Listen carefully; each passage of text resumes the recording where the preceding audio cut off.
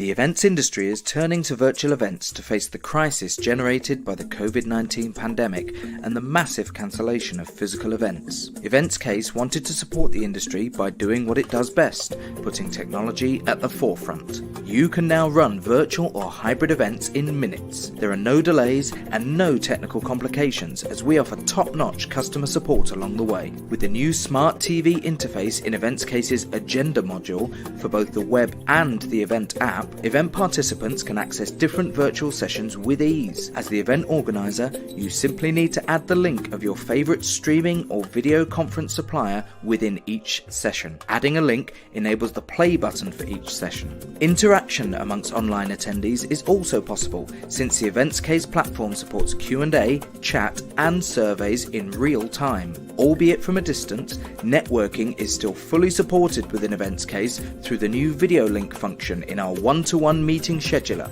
as well as through private messages, news feeds and forums. Events Case is an easy-to-use, global, modular, multi-language and secure event management software. Discover all our products at www.eventscase.com.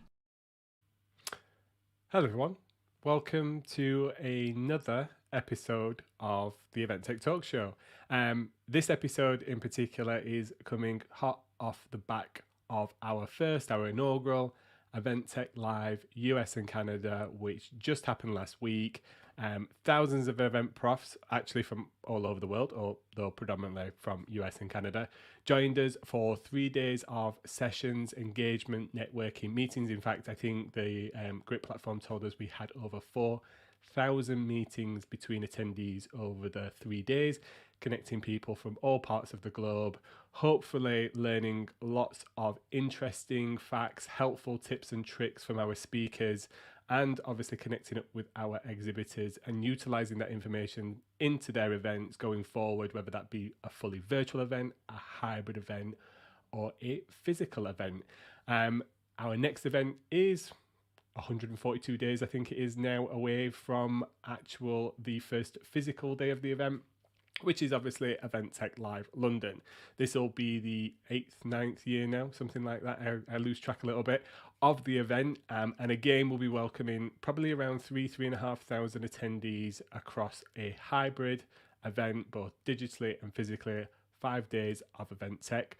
There is a LinkedIn event page which people can go and pre-register for, sign up, pre-network, get updates and information about the event. And obviously on the Event Tech Live website, we've updated that already. You can find out more information there about that, and you can also subscribe to news and information and updates on a daily and weekly basis. So on to today's podcast.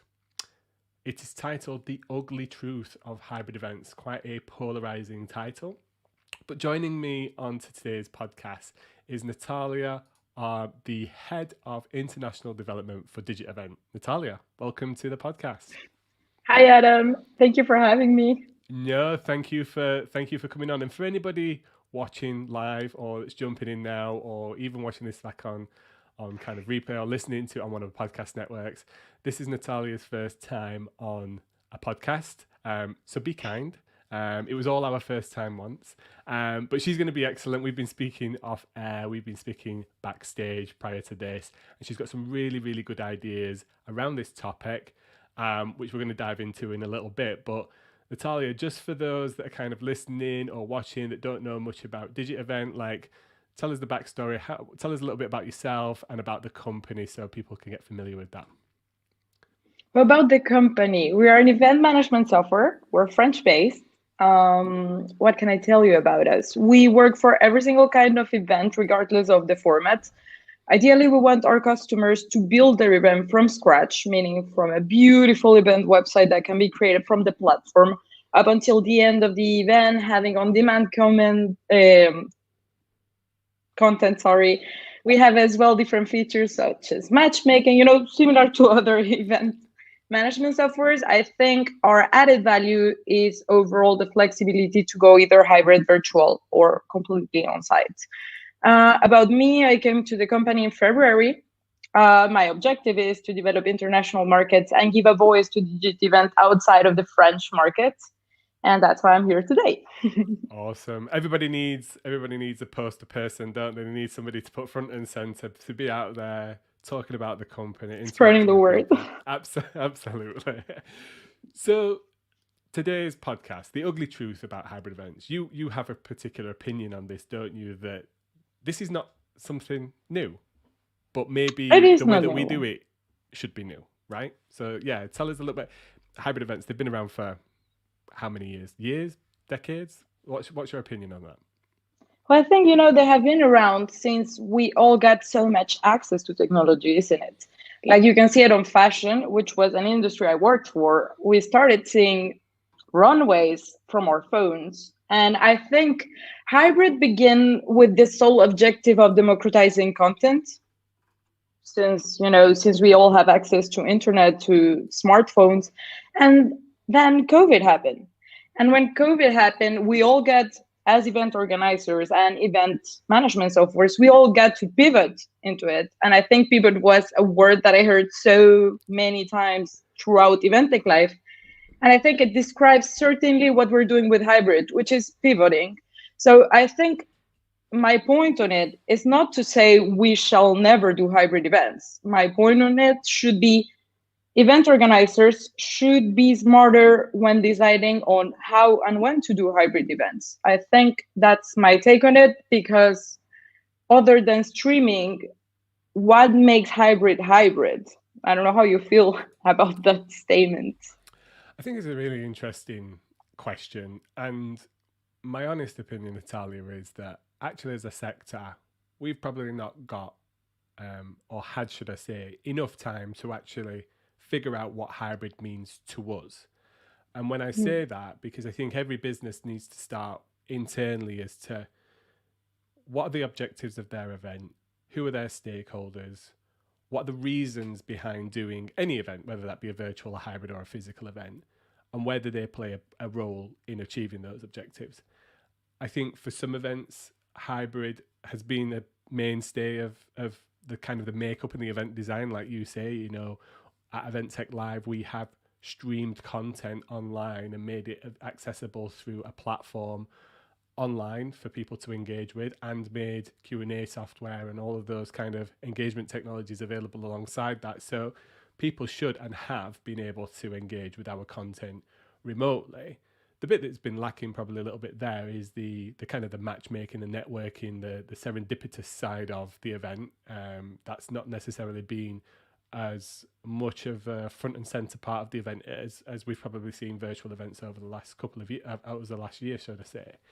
But I really think it ultimately comes back to, like, a hybrid event. What does it mean to you as an organization? Because you could have a hybrid event that is happening right at that same moment in time. You could have a hybrid event which has a digital component leading up to it and a digital component after it.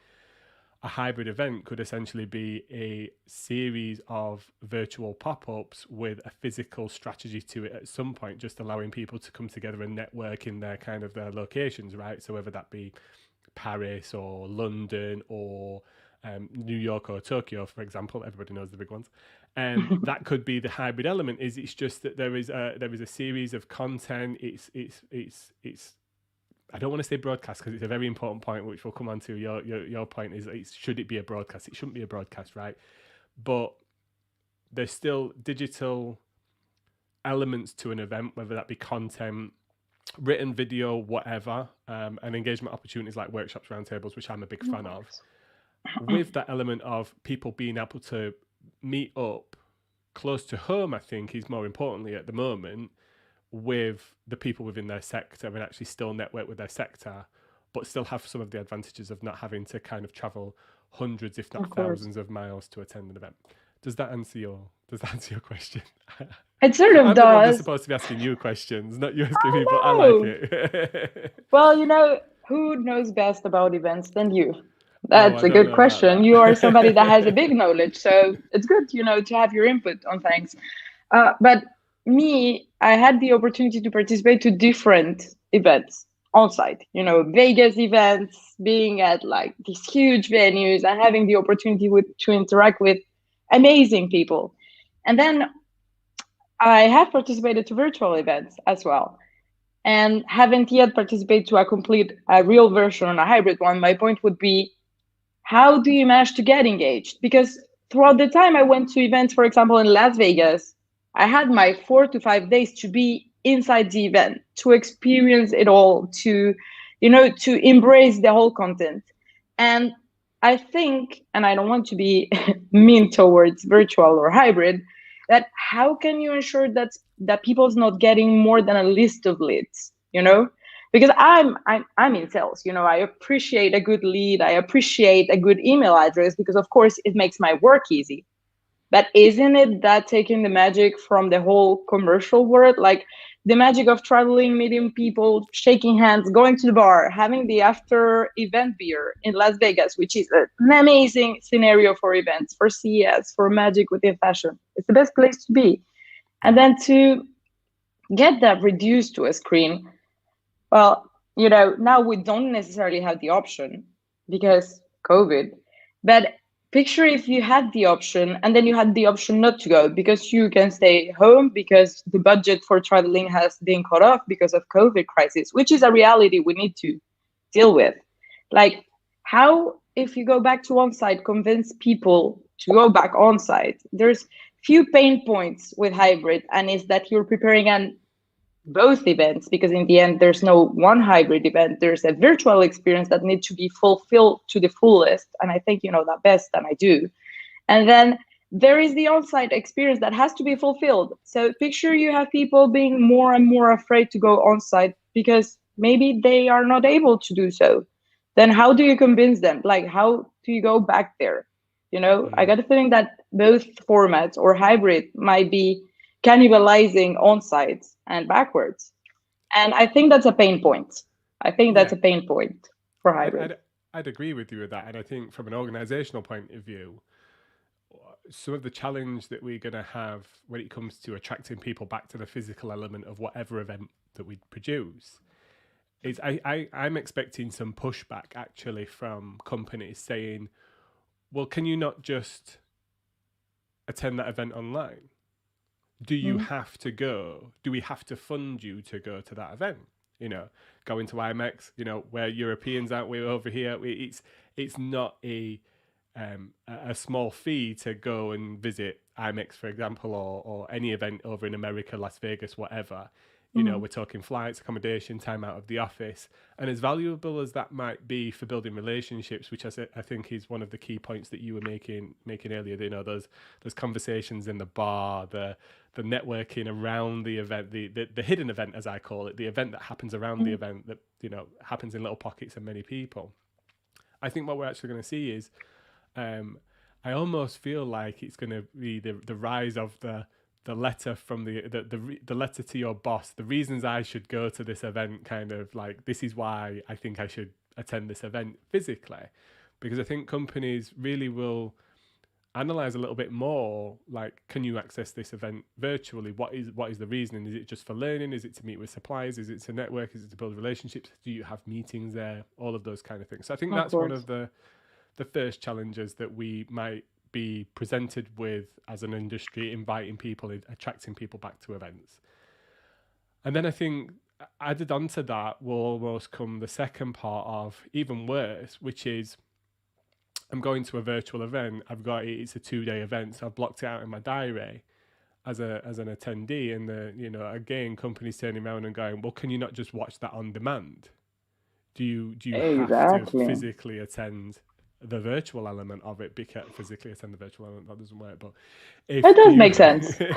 do you have to block that time out of your diary to participate? Can you not just watch it on demand and fit it in around your work?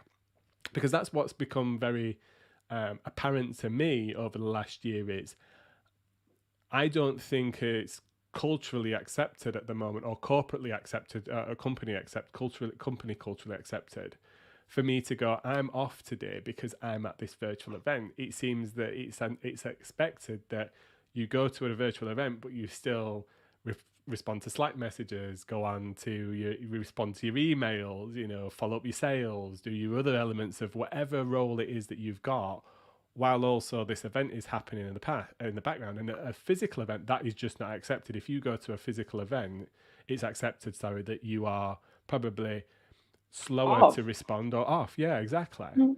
Do you think I'm on the right track there? Do you think that might be I the way think that you things are go? actually. Yeah, I think you are. I think nowadays is a capital sin to take the whole day to go to an event. And then again, my point, what is left when you're participating virtually or remotely? You're watching TV, isn't it?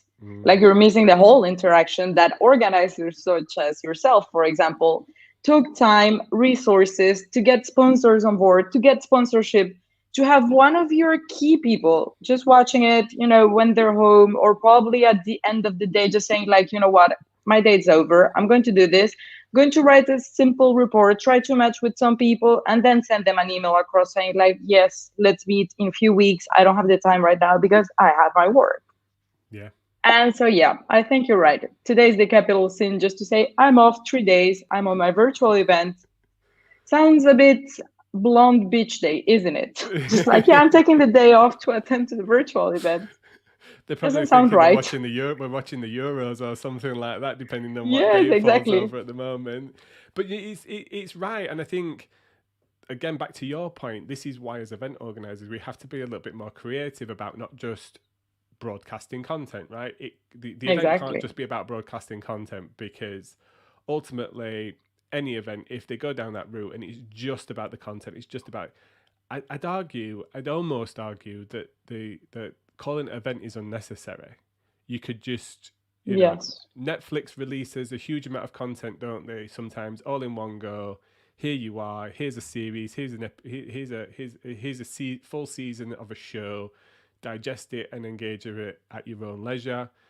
That ultimately, if we're just broadcasting content, that's what we're becoming out. We're becoming digital Netflixes of our own niches or whatever. And I think Exactly. it's got value from a learning perspective, but it's not got value from the heart and soul of what an event is, which is making real connections, building relationships, meeting up with other people, and doing research and learning and education along as part of Of it. course. So in And your it's also about feeling the industry, because when you go to these kind of events and you get, the human contact, you sort of get the feeling on the business you're at. I yeah, don't think through a screen you can really understand what's happening. And I don't know if you have been back to a on-site event. I haven't yet. I can't wait to go back to one. But I think, it just gives you a feeling on where the market is. And I join you when you say on virtual, you can share knowledge. I think virtual is a good format. And I'm not necessarily saying we shouldn't do virtual or hybrid on that sense, because even on-site needs virtual to be alive today, because we're all connected to our phones. We needed to get, I don't know, the program. We're not omnipresent. So even through a real live event, we're not able to go to every single thing. If we're not a 10 people delegation, we would still need on-demand content, yep, absolutely. And I Normally think there's companies, they go only one person to the event. They cannot go to everything there is. Like, we need virtual to exist in the future. That's for sure. Yeah, I think to your point, what we need there is platforms like Digitevent and others. There are other virtual event platforms on the market. I have to say Of course. that, impartial. But there are what we as organisers need is we need an ecosystem, and this is We other do. people are calling it marketplaces. Other people are calling it other things, but we need an ecosystem that allows us to give our attendees options. I think first and foremost, if they can't make the physical event, then they can still connect with attendees. They can still Yeah. book meetings, message network, and they can still access that content somewhat in real time. Maybe that's not necessarily live at that moment in time, but as an on-demand format, it's still that ecosystem that it sits within. But we also need technology that kind of crosses that border into the physical event. So as our attendees come back to the physical event, they can still engage with those remote digital Remote. attendees. Yep. Possibly also, I think what's going to be really important is share and communicate and collaborate with the rest of their remote team. So, for example, many event, it might be just me as a sole attendee, but I'm using other things at the moment, and it's not necessarily the most straightforward. I'm using things like screenshots in WhatsApps or Slack messages. I'm trying to get content. I can't necessarily share video links and stuff like that. And I think technology will play a key role in like, let's say we were going to an event together, but you were Yeah. virtual, us using the same system for me to be able to share my experiences and you for you to share your experiences in real time, the right content, the right place, so it's not lost in translation anywhere, or it's not, it's not that hanky Certainly. hack kind of approach to it of like, oh, I'm going to screenshot this and send you that image, and then it's like, well, where did that image go, kind of thing. I think that's going to be a really important part, because I think part of where we've seen it, haven't we? I'm sure Digit Event have seen it over the past year, is actually Certainly. digitally, like, numbers have just shot through the roof from attendees. So what do you think though is the key part to that hybrid technology play? Come on, you're the technology company. Well, like, I how do you see think it all fitting together? I see the whole thing together because I have clients come to me and say, you know what, I want to do a hybrid event. Convince me that hybrid is the right format for me. I'm sales. I'm supposed to sell my product. And then what happens with me is that as we as a company have this very honest view on what hybrid should be, my response to my clients would be, why do you want to do hybrid?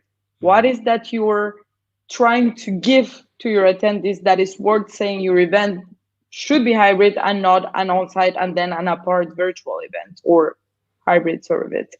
And the point is, they say, yeah, but we're not certain, people won't come, and so on.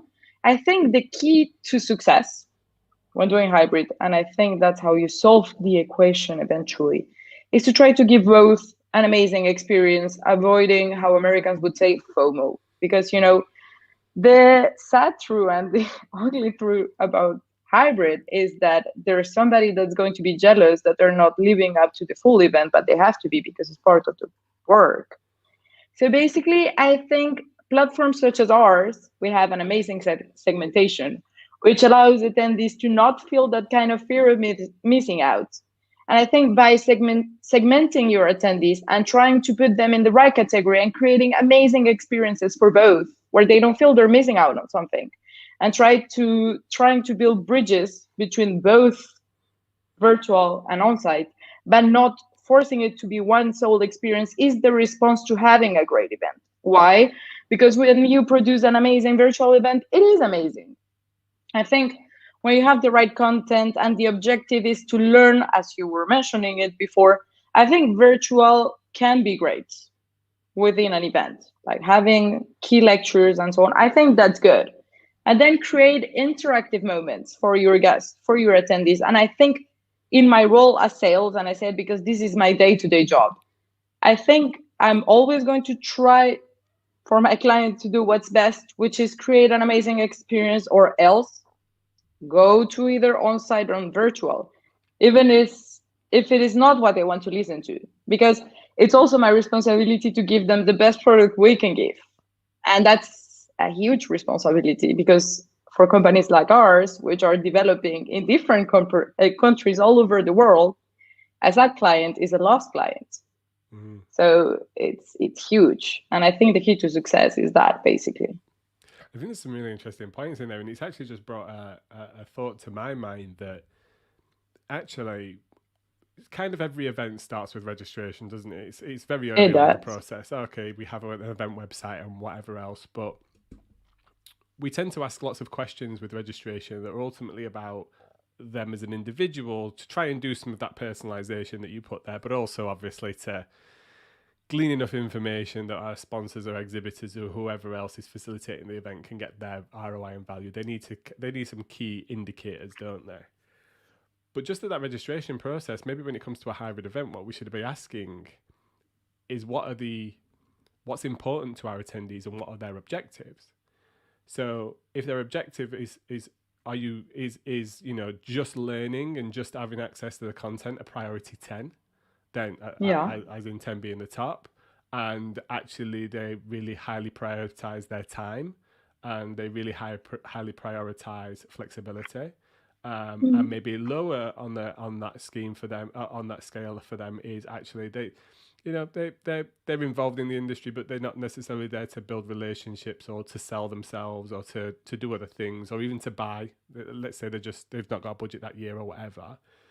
Yeah. Then versus all of that, which if their priority is to connect, build relationships, have meetings, showcase products and those kind of things, and or engage with products, see products in real life and that kind of stuff, then maybe at that point is where we should be really trying to decide where we're heading. Yeah, where we're heading and where we put our audience. Because if it's on one side, then they're going to have a better experience from a digital aspect, aren't they? But if it's the other, then it's the physical side of things. Obviously, you can't get some of that stuff online, which is like, the speed at building relationships, the product testing, all that kind of stuff. So maybe we should be doing that. Maybe we should be actually asking, rather than us asking, how does the hybrid event make sense to us? We should be going one step further and saying, how does the hybrid event make sense to our visitors? For attendees. For attendees, exactly. In the end, our attendees are giving value to our events. So yeah, that's where you're right. Probably we should be doing more smart registrations, if that's a way to say it. Like, we should be creating those forms smarter, probably. We should do. I think one thing that hybrid, digital, whichever way you want to look at it, does give us an opportunity. And I'm being very careful to use the word community, because I think community means a lot of different things to other people. Some people are happy with their communities existing on LinkedIn. Others, it's clear as an organizer, they want a little bit more, I won't say control, but a little more of a hand in helping facilitate that community come together on a consistent basis. But what I also think is, if we get a digital strategy right to our events, we should be able to actually glean a lot of that information that we ask our attendees in advance of them even touching a registration form. That's the where I'd like to get to. Because I think that, especially if you're an organizer that's ultimately then going to use digital events or virtual events to offer then your attendees multiple events through the year. Let's say the calendar gets really busy and you go from 2 events a year to 6 events a year. Are you going to really ask them every single time that they come to that event to fill out the same 50 questions? Or are your attendees it wouldn't be fair, really isn't it? that? Yeah. Like, how would you approach that? If you were jumping from 2 events to 6 events and you were putting a registration form together, how would you approach that? Well, I think actually as an organizer, I don't know, that's my point of view. I think we should all have sort of a CRM which allows us to have those questions already sort of figure out, so that we don't have to go on and on and on throughout the 6 events to still be asking the same questions. Then again, people's opinion changes so much. So this question is hard to address, because basically this period of the year, I know in the UK, you're having few restrictions longer than you expected. So basically my point of view now can be, I'm not going to an on-site event that in 4 to 5 months will change, So basically it's a touchy point, if I may say so. I don't think there's a good way to approach it so far. I think that just because the situation is a bit complicated, else I think it's up to organizers to be responsible on the information they get, and trying with technology to make sure that the attendee doesn't feel forgotten, or doesn't feel that every single event he's using some information that's going to be down to the trash, except for his email and phone, which is important for the organization. So I think it's up to organizers to be responsible as well for data and the data we request, because in the end, it should be helping for something. I think people shouldn't take 5 minutes of their time to reply for us to just avoid or dismiss important information for organizers. So basically, that's, I think, something important that I haven't thought about before. So you're putting some light on a good statement. How would you resolve it? How would I resolve it? It would be a combination of, well, I think first and foremost, I think we ask a lot of questions to attendees for both the virtual and physical events, which ultimately are asking even them to stare into a bit of a blue ball and kind of try and understand what they're actually coming to the event for. And I'll give you, I like my analogies, Natalia, so bear with me. My analogy is, you walk into a supermarket because you need bread and you need milk, right? So if I'd asked you prior to walking into that supermarket what you were going for, you would have told me bread and milk. So it's a really good indication of what you were going into that supermarket for. But 9 times out of 10, I guarantee you're going to come out of that supermarket with something else, probably even 4 more things. And actually, maybe what you go in there, which is bread and milk, was to make a particular dish. And once you're in there, you go, oh, actually, I fancy pizza now. So you don't actually pick up bread and milk, and you just come out with pizza. And I think that's the Happens to one. me. Yeah, I mean, all the time. I don't ever pizza all the time. But the point I'm trying to make with that is, we put too much emphasis on asking people questions that, when they get to an event, whether that be physically or virtually, what they do and how they interact and the information that they engage with and the things that they walk away with, I think are very rarely what they said they were actually going to come with. Because that's the point of events, right? They're all about exploring and discovery and idea generation and interacting with people that give you new information that you can walk away with. I think the only thing that we really know about somebody that's not going to change after the event is probably their name and the company that they work for. That's about the only stuff that we know is not going to change once they walked away from the event. But even then, if we're asking people to register for an event 8 weeks out from an event, maybe they got a new job in that time. Maybe they got a new position in that time. Maybe their role changed. Yes. Even that's not a very long time, really, for things like that to change. So I think, actually, as event organisers, and maybe this is where platforms like DigitEvent can help us, is actually to understand what our attendee did at the event, so then we can use that to go into the next one, or even the follow-up, because that now events don't finish, do they? They don't finish as the last day of the doors closing. They now live on a little bit. They live on with content, as you rightly put. So maybe it's understanding you and what you did at Event Tech Live, and then going, hey Natalia, hope you had a really good event, but from what we understood of you and from what you did at the event, we actually think these are 5 other things that you should look at, or 5 other suppliers that you should meet with, or a couple of other meetings that you should have based on what you did. Like I don't know if this is the same in I think it's like having cookies in an event, like your website saying, hi, Natalia, I saw you look at some dresses, and now you should look at some sandals to go with your dresses. Exactly. Somehow it's having events with cookies. And, with DigitEvent, you can trace it all. Actually, we do have very, very good stats. We can integrate with few, we can either integrate CRM, which allows you to have the information you had from your contacts before into the platform. Good. And then outside of it, you can integrate with analytics, now Tag Manager. So there's few good integrations we can do, for sure. But I think, the fact that you as an organizer are able to suggest to your guests what is that they should be looking at is interesting. Now, for example, I'm going to talk about networking, which for a few platforms is artificial intelligence. Mm-hmm. Mm-hmm.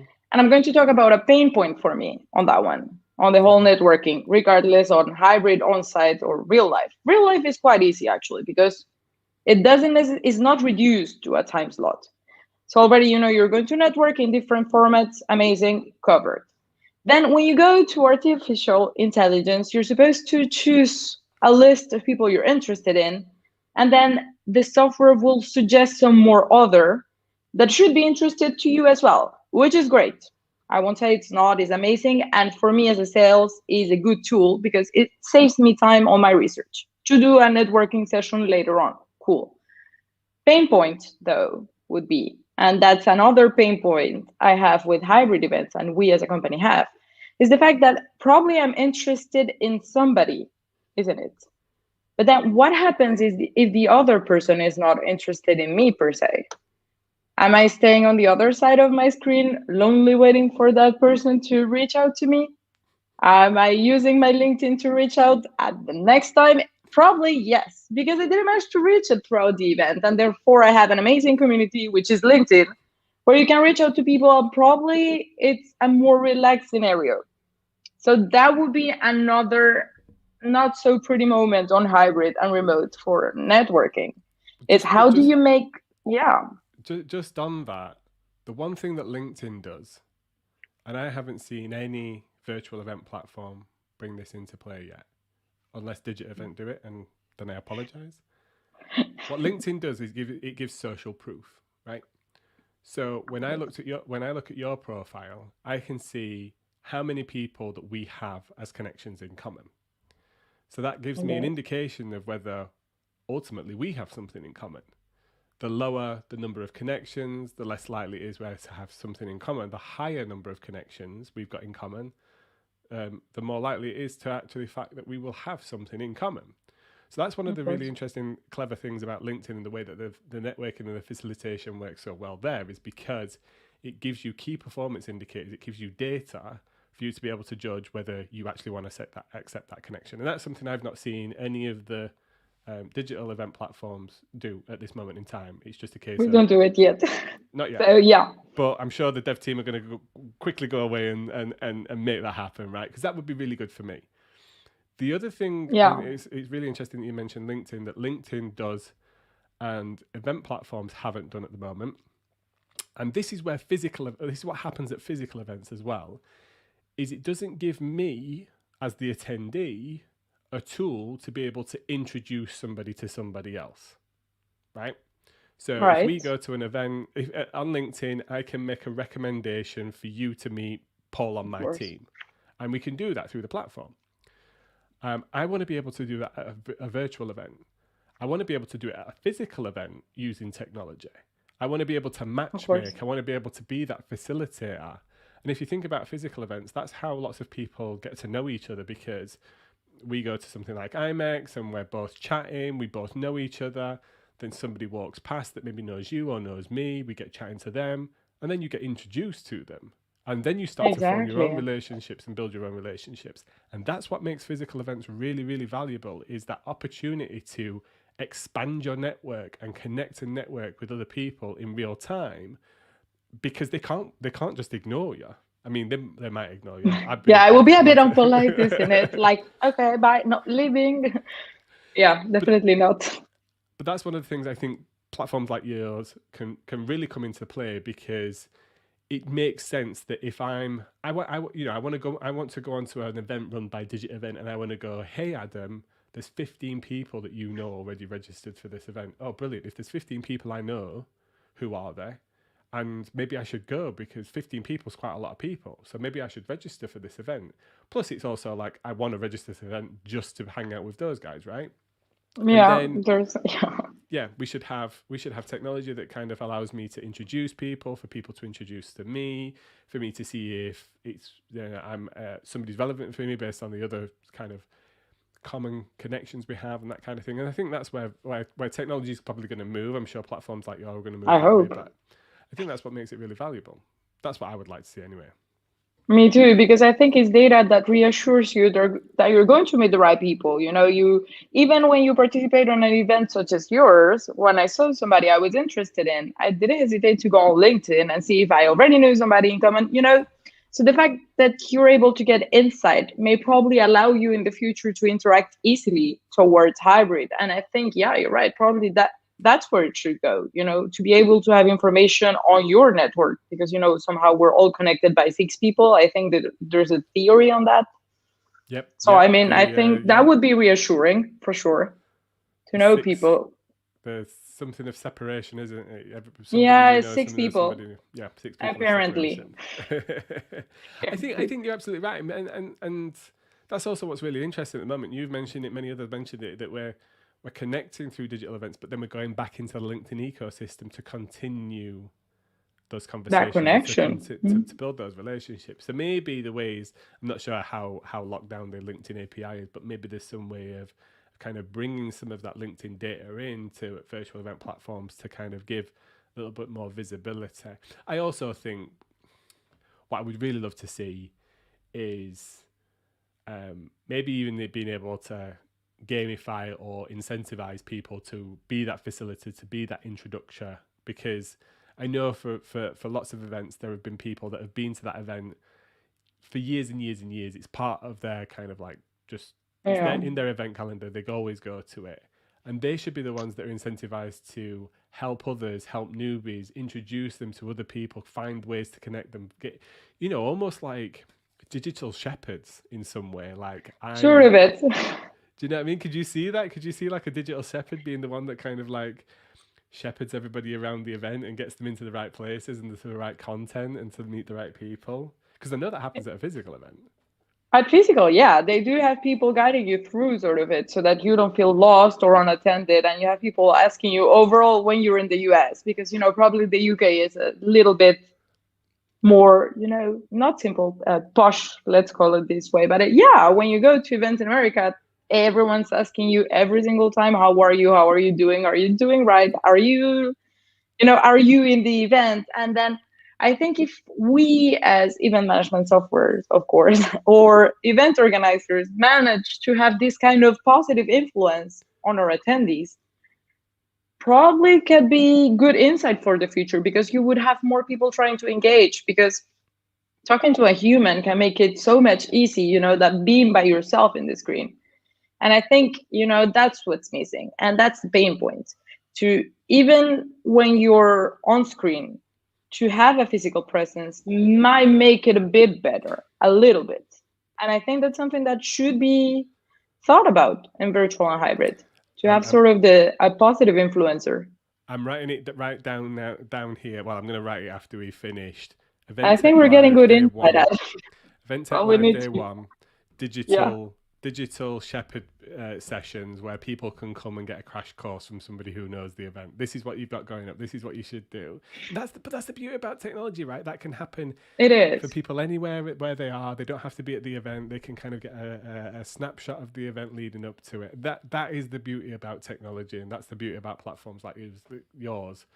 Is that will give us as organizers the ability to do that efficiently, effectively, and without having to hire the venue for another 2 days and all that kind of stuff. Of course. Well, ideally, our role is to give the organizers the best experience they can, because nowadays they have to integrate so many things. And I'm sure you know about it. Like, you need to put so many things that we, for example, as Digit Event, want to give the organizers the best structure possible so they can put, and I'm going to go with an analogy, picture a fruit platter. We would like to be the best fruit platter there is, so that event organizers are able to put the fruits in and handle them beautifully to their attendees. And I think ideally that is it. I want to give my clients the best platform they can have for a good value, not something impossible to pay, and that is responsive and that gets to their needs. And I think for us as event management software, the questions we're raising here is questions we would need to ask ourselves if we would like to respond better to hybrid. And I think that's the point.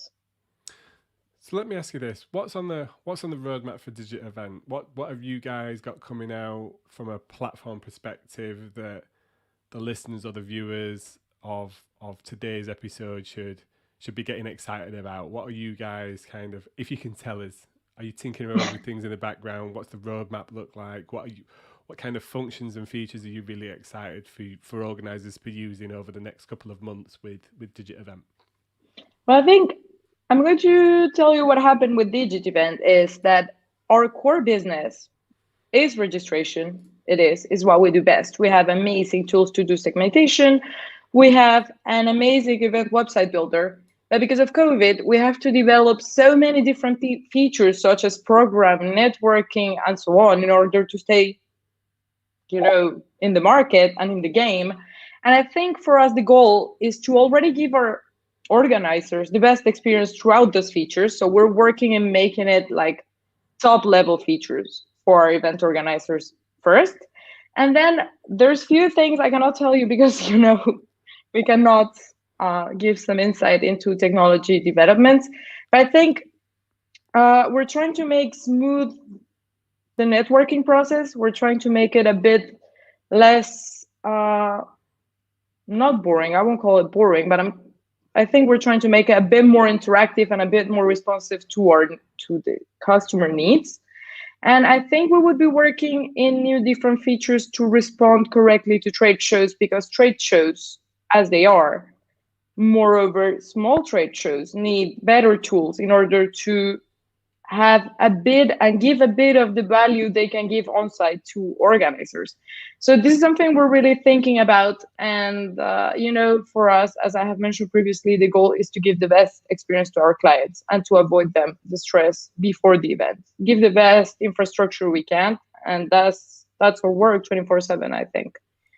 Yeah, I think that's a really important part, right? Like, companies seem to be winning business and getting great referrals and great testimonials, not only off the technology that they're supplying, but off the support and service It and the is. extension of their team. And I think, I've said it for such a long time now. That's one of the biggest things when anybody's going out there and looking at a software provider like DigitEvent. It really does. The success of the event really does come down to do you gel with that other company? Do they understand your vision? Are they there to support you? Are they part of your team and stuff? And that's really valuable. That's worth a It lot of is. money, and that for me as an organizer is worth paying for, because if I just wanted a self-service system, then there's probably lots of options out there, but events are a bit more intricate most of the time than that, and they need people to help and guide and be that extension of the team. So it's really great to hear that DigitEvent have kind of those principles and those core values at the same time as well. Well, we do believe that in the end, the difference is made by the account manager, so people like me who give you the best pre-sales Of experience you can have, course. and that's my job. And then we do have an amazing customer success team that is responsive. And I don't know about other platforms, but I do think our winning value is the fact that we have a team that's dedicated to our clients while they're using the platform, because of course we're not all tech friendly. So I think, yeah, that's an extra. That's definitely something that makes it a good company Yeah. to work with. For anybody that wants to check DigitEvent out, where do they go? Where's the best place? How do they reach you first of all? Where's the best place to get hold of you so they First can of set some all, demos and stuff up? I'm super LinkedIn friendly. I'm always on LinkedIn trying to, share best values, best practices, interacting. So they can go through my LinkedIn. I'm Natalia Views on LinkedIn, so you can go directly there. If you want to jump on DigitEvent, we have something really cool. And it is that you can create an account and test our platform and test the features completely for free. So if eventually you're curious on our event website builder, all you need to do is go to www.digitevent.com, create your account, and if you're feeling the pain or you have the questions about how to make it work, feel free to reach out to me. We have a super active customer success team as well that will be super happy to reply to questions. And as well, we're available on LinkedIn as DigitEvent. Just that. Awesome. Plain. Awesome. Well, Natalia, thank you very much for coming on today. I've genuinely been inspired by our conversation, even after spending 3 days last week talking lots of event tech and lots of different ways of doing things. I think it's clear that you've got a great vision of what hybrid, and it's nice to hear you asking some questions back to us as organizers, like how do we see things? It shows that you guys are invested in making sure that we get this right, and we don't just, like you said earlier on, just broadcast. We really use the technology to its full advantage. So thank you for coming on and having such a great conversation with me. To everybody watching or listening now or on demand, don't forget to share this episode, tag Natalia, tag myself in if you listen to it, share your favorite parts of it. And if you are looking for further episodes on demand, visit www.eventtechtalks.com.